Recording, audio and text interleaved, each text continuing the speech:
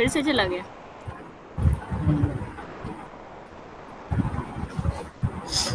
Problem आ रही है क्या? रुको 1 मिनट चेक करती हूँ। बाकी सब तो ठीक है।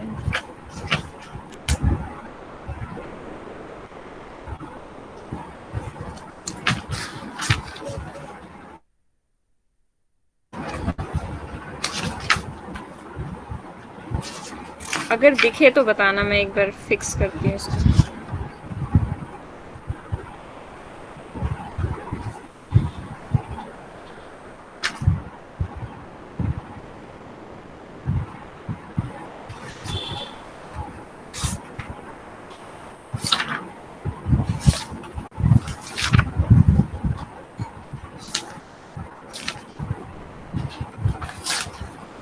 फिर कुछ नहीं दिख रहा मैं। नहीं दिख रहा? ऐसा क्यों हो रहा है अभी?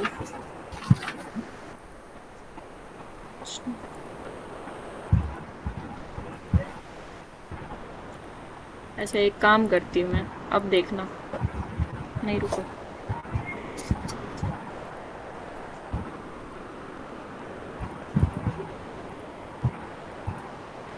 अब बताना।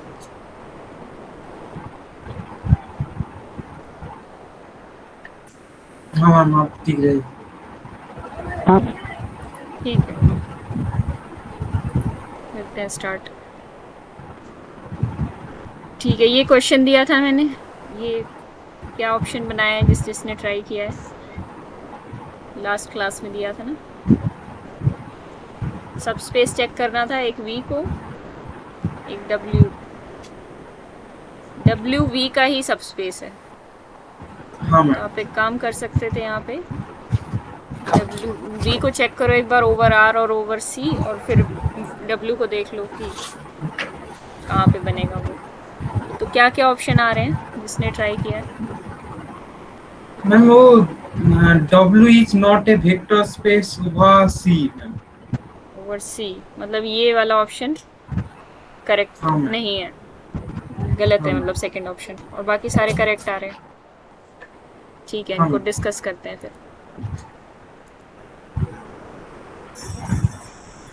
वो आर से तो हो जाएगा मगर सी से ही प्रॉब्लम होता है।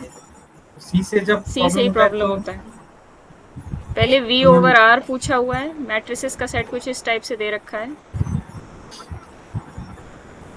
A11, A12, A21, A22, और वी में खास कंडीशन ये दे रखी है A11 plus A22 is 0।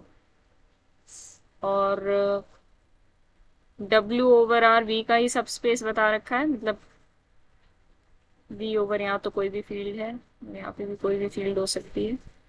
F या तो आर हो सकता है या सी हो सकता है, ठीक है, दोनों केसेस की बात कर रखी है। W ओवर एफ किस तरीके से डिफाइन किया है, इसी का सब स्पेस है। A11, A12, A21, A22,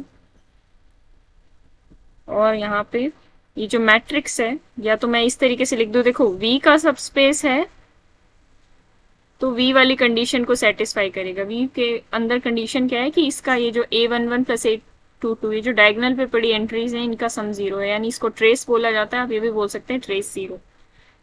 तो ये वाली कंडीशन तो इसके अंदर है ही है, साथ में एक और कंडीशन दे रखी है, वो मैं यहाँ लिख देती हूँ, A12 प्लस A21, उसके ऊपर बार लगाए जिसका मतलब है conjugate is equal to 0।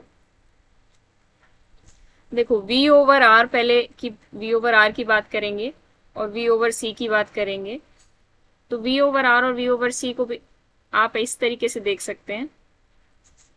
We over are इस वाली मैट्रिसेस का सबस्पेस हो सकता है, मतलब वी ओवर आर भी सबस्पेस है किसका, 2x2 मैट्रिसेस ओवर आर।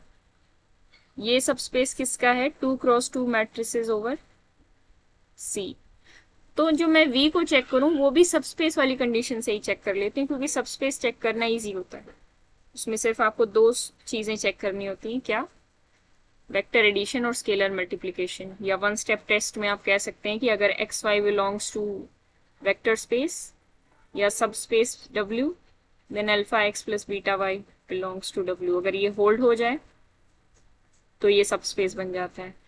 तो ये देखो, ये तो इस हिसाब से अगर ये वेक्टर स्पेस था तो इसकी सबस्पेस वाली कंडीशन चेक करते हैं, वी ओवर आर और वी ओवर सी। अब ध्यान से देखो, वी ओवर आर या वी ओवर सी कुछ भी होगा, आप कोई भी दो मैट्रिसेस लो इस टाइप की, A11 A12 A21 A22, और दूसरी मैट्रिक्स हम क्या लेते हैं, बीज में ले लेते हैं B11 B12 B21 B22। इस मैट्रिक्स में ट्रेस 0 है, ट्रेस यानी डायगोनल पे पड़ी एंट्रीज का सम। इस मैट्रिक्स में भी डायगोनल पे पड़ी एंट्रीज का सम 0 है। जब आप ऐड करेंगे तो डायगोनल वाली एंट्रीज क्या बनेंगी, देखो, और जो बनेंगी सो बनेंगी, वो हम लिख लेते हैं। लेकिन डायगोनल इज वेरी इंपॉर्टेंट अभी कंडीशन चेक करने के लिए, क्योंकि हम क्या चेक कर रहे हैं, वेक्टर एडिशन। ये बन जाएंगी A11 plus B11 A22 plus B22, और जो बाकी एंट्रीज है वो क्या बनेंगी, sorry A12 plus B12 A21 plus B21। ठीक है, कंडीशन क्या होल्ड होनी चाहिए, एक वेक्टर लिया, इसको x नाम दे दिया, इस वाले वेक्टर को क्या नाम दे दिया, y। तो जो x प्लस वाई वाला वेक्टर आ रहा है वो कब बिलोंग करेगा, VR में।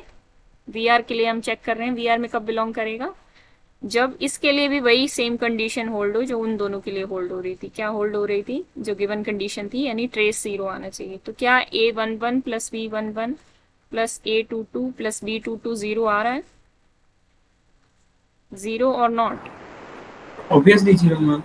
ऑब्वियसली 0 है, क्योंकि A11, एक second, A11 A11 plus plus A22 is A22 equals इनका to सम 0 है और इनका सम 0 है, तो दिस इज 0 और दिस इज 0, तो 0 प्लस 0 इज इक्वल टू 0। तो इस तरीके से हमने देखा कि वेक्टर एडिशन इसके अंदर आ रही है। स्केलर मल्टीप्लिकेशन भी आप चेक कर सकते हैं बहुत easily, alpha times any vector करेंगे, अल्फा टाइम्स x, तो क्या हो जाएगा, अल्फा A11, मैं सिर्फ डायगोनल की बात करती हूँ, अल्फा A22, और यहाँ पे भी अल्फा से मल्टीप्लाई हो जाएगा, 821, यहाँ पे क्या आएगा 12। ठीक है, डायगोनल पे पड़ी एंट्रीज फिर क्या बनेंगी, अल्फा कॉमन लेके A11 प्लस A22। ठीक है, alpha times 0 is 0, so scalar multiplication के रिस्पेक्ट में भी प्रॉपर्टी होल्ड हो गई। So this implies that V over R is a vector space. V क्या था, वापस जाते हैं इक्वेशन पे, ये था ऊपर V हमने डिफाइन किया हुआ, ये V था, तो ये तो वेक्टर स्पेस बन गया ओवर R। क्या ये ओवर C वेक्टर स्पेस होगा, बिल्कुल होगा। सेम तरीके से आप कंडीशंस चेक कर सकते हैं। अब जब आप एडिशन करेंगे कोई प्रॉब्लम नहीं है, हो जाएगा। स्केलर मल्टीप्लिकेशन करेंगे तो ये अल्फा, यहाँ पे ध्यान देने वाली बात ये है, ये अल्फा क्या होगा, ये अल्फा एक रियल नंबर होगा, ठीक है, कॉम्प्लेक्स नंबर होगा। अच्छा V ओवर C चेक कर रहे हैं, ठीक है, V ओवर C चेक कर रहे हैं, तो ये अल्फा क्या होगा, एक कॉम्प्लेक्स नंबर होगा। तो कॉम्प्लेक्स नंबर से मल्टीप्लाई कर दिया तो क्या फर्क पड़ता है, ट्रेस तो देखो फिर से यही स्टेप फॉलो हो जाएगा, alpha times A11 plus A22। ठीक है, अंदर वाला पोर्शन 0 है, तो अल्फा टाइम्स 0 इज 0, तो डजेंट मैटर कि अल्फा रियल है या कॉम्प्लेक्स, तो V ओवर R और V ओवर C दोनों ही वेक्टर स्पेस बन जाएंगे। अब बात आती है कि W ओवर F, क्या V वाले का सबस्पेस बनेगा या नहीं बनेगा। ये वाली कंडीशन होल्ड हो रही है वेक्टर स्पेस के लिए, ठीक है, तो इसको हमें अब चेक नहीं करना है, वेक्टर स्पेस में थी ये कंडीशन, तो हमें चेक कौन सी करनी है, जो सबस्पेस वाली एक्स्ट्रा कंडीशन है, ये चेक करनी है, क्या ये ओवर R और ओवर C दोनों में होल्ड हो रही है। तो डाउट होने वाली बात यहाँ पे ये है कि ये जो बात कर रखी है, ये जो है कंजुगेट है। कंजुगेट ऑफ एनी नंबर क्या होता है, conjugate of any complex number. अगर A प्लस आइटा B का कंजुगेट निकालना है हमें, तो वो क्या हो जाता है, A माइनस आइटा B। तो कॉन्जुगेट का फर्क जो पड़ रहा है, जो कंडीशन गिवन है वो किस तरीके से, A12 प्लस A21 कॉन्जुगेट, जिस पे भी कॉन्जुगेट है देख लेना, वो शायद A21 पे ही है, दिस इज इक्वल टू 0। अब अगर ये रियल नंबर्स होते, यानी अगर हम बात कर रहे होते W ओवर R की, क्या जो मैं स्टेप्स लिख रही हूँ सबको क्लियर है, जहां पे क्लैरिटी नहीं है बताओ, क्योंकि मैं डायरेक्टली नहीं लिख रही, एक चीज मैं प्रूव कर चुकी हूँ, अब मैं थोड़ा सा हिंट दे रही हूँ आपको, वहां से देख लो। ठीक है, W/R की अगर हम बात करेंगे, यानी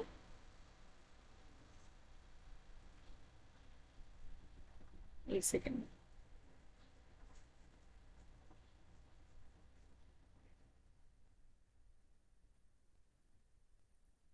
मैं एक बार स्टेटमेंट देख लूं क्या थी।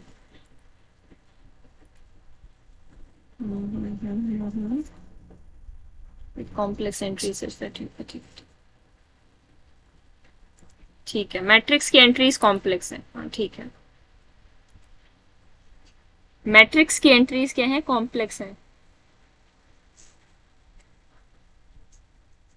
तो जब आप ये निकालेंगे A12 प्लस A21 बार, एक बार इसको ओवर आर, मतलब अगर फील्ड आर है तो उसके लिए चेक करना है, और एक बार अगर फील्ड कॉम्प्लेक्स नंबर्स की है तो उसके लिए आपको चेक करना है।